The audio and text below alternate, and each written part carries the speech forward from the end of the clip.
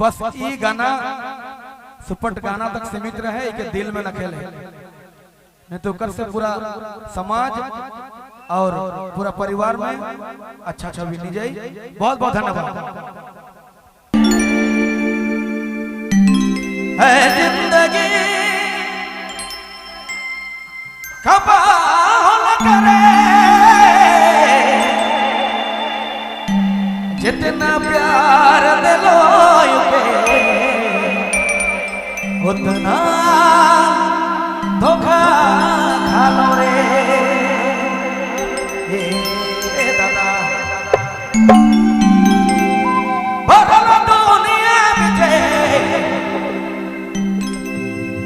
बरल दुनिया बिचे कोई न मोर के पीछे आज तो दादा पिए दे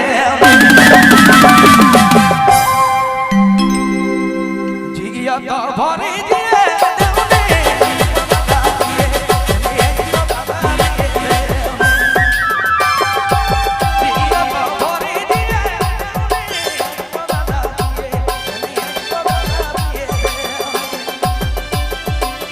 जी हाँ अपने ईमान सुना था संजीव बाबू रिंगाल बेरा।